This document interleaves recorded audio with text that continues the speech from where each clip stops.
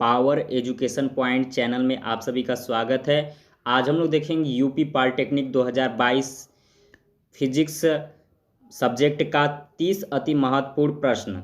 तो फिजिक्स का 30 अति महत्वपूर्ण प्रश्न देखेंगे। तो प्रश्न पहला है, प्रकाश की चाल 3 × 10⁸ मीटर प्रति सेकेंड है तथा अपवर्तनांक 1.5 वाले माध्यम में प्रकाश की चाल होगी। तो यहाँ पे प्रकाश की चाल c बराबर पूछा है, तो आप इसको जब सॉल्व करेंगे तो आपका आंसर बी इज राइट हो जाएगा। 2 × 10⁸ मीटर प्रति सेकेंड, आंसर बी पहले का सही होगा। दूसरा प्रश्न देखते हैं, किस रंग में प्रकीर्णन सबसे अधिक होता है। तो आपका पहला ऑप्शन हो जाएगा बैगनी। बैगनी रंग का प्रकीर्णन सबसे अधिक होता है। क्वेश्चन नंबर 3 देते हैं। प्रश्न नंबर 3, किस पिंड का द्रव्यमान दोगुना तथा वेग आधा करने पर उसकी गतिज ऊर्जा हो जाएगी। तो यहाँ पे ऑप्शन नंबर ए आधी। किसी पिंड का जब द्रव्यमान दोगुना तथा वेग आधा करने पर उसकी गतिज ऊर्जा हो जाएगी। तो यहाँ पे देखिए आंसर में ही आपको, यहाँ पे प्रश्न में ही आंसर दिया है। यहाँ पे देखिए किसी पिंड का द्रव्यमान दोगुना तथा वेग आधा करने पर गतिज ऊर्जा आधी हो जाएगी। जब उसका वेग आधा करेंगे तो उसकी गतिज ऊर्जा भी आधी हो जाएगी। क्वेश्चन नंबर 4 देखते हैं। प्रश्न नंबर 4 है, फ्यूज तार का गलनांक है। तो फ्यूज तार का गलनांक आप सभी को मालूम होगा कम होता है। फ्यूज तार का गलनांक कम होता है, इसलिए ऑप्शन नंबर 4 का बी। प्रश्न 5वां है। प्रश्न 5वां कह रहा है, एक विद्युत बल्ब 12 वोल्ट, V बराबर 12 वोल्ट दिया है और W बराबर 60 वाट दिया है, अंकित है। तो इस धारा में I बराबर पूछा है। तो यहाँ पे ऑप्शन नंबर आपका जब इसको सॉल्व करेंगे तो आपका ऑप्शन नंबर डी आप 5 एम्पियर आ जाएगा। यहाँ पे देखिए क्वेश्चन नंबर 6। प्रश्न नंबर 6, रेखीय प्रसार गुणांक का मात्रक है। रेखीय प्रसार का गुणांक का मात्रक है। ये कक्षा 12 में आपसे पूछा भी गया था एक बार प्रश्न में। तो ये कक्षा 12 के सवाल से आया है। तो रेखीय प्रसार का गुणांक का मात्रक होता है C inverse. Option number C होगा इसका, C इनवर्स। प्रश्न 7 देखते हैं, सूर्य के प्रकाश की ऊर्जा पृथ्वी तक पहुंचती है। तो ऑप्शन देंगे इसमें।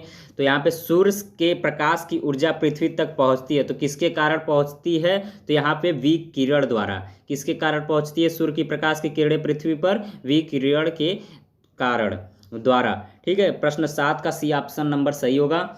और देखते हैं 8वां प्रश्न है, पॉलिटेक्निक के लिए बहुत ही महत्वपूर्ण इंपॉर्टेंट प्रश्न है। एक मनुष्य समतल दर्पण से 3 मीटर प्रति सेकेंड से गति से दौड़ रहा है। वह अपने प्रतिबिंब से जा रहा है, वह है। ठीक है, तो यहाँ पे ऑप्शन नंबर आपका ए मीटर प्रति सेकेंड केवल देना है, 1 मीटर प्रति सेकेंड आंसर देना है।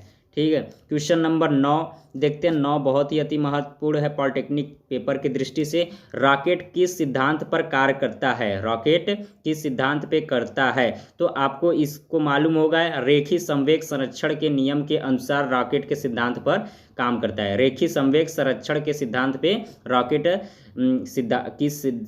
का सिद्धांत काम करता है, इसलिए ऑप्शन नंबर सी रेखीय संवेग संरक्षण। प्रश्न नंबर 10 देखते हैं, वेग परिवर्तन की दर को कहते हैं। तो इसमें आप लोग जानते हैं त्वरण। ये तो कक्षा आप 9वीं 10वीं में पढ़ते आए हैं विज्ञान के चैप्टर में। तो इसमें देखिए वेग परिवर्तन की दर को क्या कहते हैं? त्वरण। तो इसलिए आपका 10वां प्रश्न का उत्तर हो जाएगा त्वरण। 11वां प्रश्न है, जब जहाज नदी से समुद्र में आता है तो कुछ ऊपर उठ जाता है, क्योंकि। तो आंसर लिखेंगे, समुद्र में जल का घनत्व अधिक होता है। जब जल का घनत्व अधिक रहेगा तो वे कुछ भी चीज़ रखेंगे अगर, तो वो ऊपर हो जाएगा। जैसे नाव देखिए लकड़ी की बनी होती है, उसका क्या कहते हैं, घनत्व अधिक होता है। घनत्व अधिक होगा तो वह चीज़ तैरेगी। तो इसलिए ऑप्शन नंबर 11वें का ए हो जाएगा, समुद्र में जल का घनत्व अधिक होता है। 12वां प्रश्न है, सूर्य किस प्रकार का पिंड है। ये आप सभी को मालूम है। इसका उत्तर आप लोग कमेंट में जरूर लिखिएगा। तो ये देखिए इसका मैं बता दे रहा हूँ। 12वां का सी ऑप्शन, तारा। सूर्य किस प्रकार का पिंड है? एक तारा है। सूर्य एक तारा है। ठीक है, ऑप्शन नंबर सी। चलते हैं 13वें प्रश्न की ओर। 13वां प्रश्न है हमारा, रेलों के लिए पुल बनाने में किसका उपयोग होता है। तो यहाँ पे ऑप्शन नंबर सी इस्पात, इस्पात का उपयोग किया जाता है रेलों की पुल बनाने में। ठीक है, यहाँ पे ऑप्शन नंबर 13 का सी ऑप्शन नंबर सही है। प्रश्न नंबर 14 देखते हैं, इनमें से किस स्थिति में नाव अधिक स्थायी होगा। तो यहाँ पे देखिए 4 ऑप्शन दिए, सभी यात्री नाव में खड़े हैं, बी ऑप्शन है सभी यात्री नाव में बैठे हैं, सी आगे खड़े तथा आधे बैठे हैं, डी ऑप्शन नाव में कोई यात्री नहीं है। तो यहाँ पे देखिए इनमें से किस स्थिति में नाव अधिक स्थायी होगा। स्थायी का मतलब तो यहाँ पे सभी यात्री जो हैं नाव में बैठे हैं, इसलिए अधिक स्थायी होगा। ऑप्शन नंबर बी, 14वें प्रश्न का option number B is the correct answer. प्रश्न 15 देखते हैं, बहुत ही मोस्ट इंपॉर्टेंट है, समुद्र की गहराई नापने के लिए किसका उपयोग किया जाता है। समुद्र की गहराई किससे नापी जाती है, फैदोमीटर। किससे, फैदोमीटर से नापी जाती है समुद्र की गहराई, इसलिए प्रश्न 15 का उत्तर हो जाएगा B, option number B, fathometer. प्रश्न नंबर 16 देखते हैं, प्रश्न नंबर 16 क्या कह रहा है, मोटर गाड़ियों में किस प्रकार का स्टीयरिंग चलाने के लिए सुविधाजनक होगा। मोटर गाड़ियां जो चलाते हैं उसमें स्टीयरिंग चलाने के लिए सुविधाजनक होगा। तो इसमें आंसर लिखेंगे छोटे व्यास वाला, जितना छोटा व्यास रहेगा उतना स्टीयरिंग आपको घुमाने में आसान सुविधाजनक होगा। तो इसलिए इसका 16वें प्रश्न का पहला ऑप्शन छोटे व्यास वाला इज द राइट आंसर। प्रश्न 17वां चलते हैं। प्रश्न 17वां पूछ रहा है आपसे, तरंग दैर्घ्य बढ़ने पर अपवर्तनांक क्या होगा। बढ़ता है, घटता है, या बढ़ता है फिर घटता है, या अपवर्तित रहता है। तो ऑप्शन नंबर आपका बी, घटता है। तरंग दैर्घ्य बढ़ने से अपवर्तनांक क्या होगा, घटता है। तो ऑप्शन 17वें प्रश्न का ऑप्शन नंबर बी, घटता है, इज अ राइट आंसर।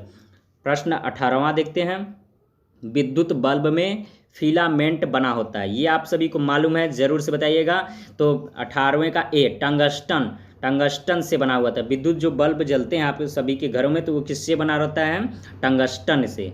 ठीक है, प्रश्न 19वां देखते हैं, 4D क्षमता वाले लेंस की फोकस दूरी कितनी होगी। तो ये आप सभी को आंसर मालूम होना चाहिए। इसको सॉल्व करेंगे तो आपका ऑप्शन नंबर डी 25 सेंटीमीटर आएगा, 25 सेंटीमीटर आएगा। 4D क्षमता वाले लेंस की फोकस दूरी कितनी होगी, 25 सेंटीमीटर। ऑप्शन नंबर डी 19 प्रश्न का। 20वां प्रश्न है, मानव नेत्र की दृष्टि दोष को दूर करने के लिए उपयोग में लाने वाले लेंस होता है। तो ये देखिए मानव नेत्र का जो निकट दृष्टि दोष को दूर करने के लिए उपयोग में लाने वाले लेंस होता है। तो यहाँ पे आपको मालूम है अपसारी लेंस, जो निकट दृष्टि होगा दृष्टि दोष अपसारी लेंस होगा, और दूर दृष्टि जब कहेगा तो अभिसारी लेंस होगा। ठीक है, तो इसमें ऑप्शन नंबर सी अपसारी लेंस होगा। निकट दृष्टि दूर करने के लिए आपको लेंस कौन सा, अपसारी लेंस लगवाना होगा। ठीक है, 21वां प्रश्न है हमारा, ध्वनि तरंगे। तो यहाँ पे आपको क्या मालूम है, ध्वनि तरंगे क्या होते हैं, अनुदैर्घ्य होती हैं। ध्वनि तरंगे क्या होती हैं, अनुदैर्घ्य। तो इसलिए 21वां प्रश्न का ऑप्शन नंबर ए होगा। प्रश्न 22 देखते हैं, प्रतिध्वनि का कारण है। तो इसमें ऑप्शन नंबर बी आपका राइट आंसर होगा, ध्वनि का परावर्तन। प्रतिध्वनि का कारण क्या होता है, ध्वनि का परावर्तन। Option number B is right answer. 23 प्रश्न देखते हैं, पृथ्वी पर किसी वस्तु का पलायन वेग होगा। पृथ्वी पर किसी वस्तु का पलायन वेग क्या होता है, ये आप लोग पढ़े होंगे, पलायन वेग। तो यहाँ पे ऑप्शन नंबर सी वस्तु के द्रव्यमान में स्वतंत्र होता है। वस्तु के द्रव्यमान में स्वतंत्र होता है। पृथ्वी पर किसी वस्तु का पलायन वेग क्या होता है, वस्तु के द्रव्यमान में से स्वतंत्र होता है। ऑप्शन नंबर सी इसका राइट आंसर होगा। 24वां प्रश्न देखते हैं, कमानीदार घड़ी से संचित ऊर्जा होती है। कमानीदार घड़ी से संचित ऊर्जा होती है। तो ऑप्शन नंबर बी स्थितिज ऊर्जा होती है। कमानीदार घड़ी में संचित ऊर्जा होती है तो स्थितिज ऊर्जा होती है। 25वां प्रश्न चलते हैं। 25वां प्रश्न है हमारा है, गति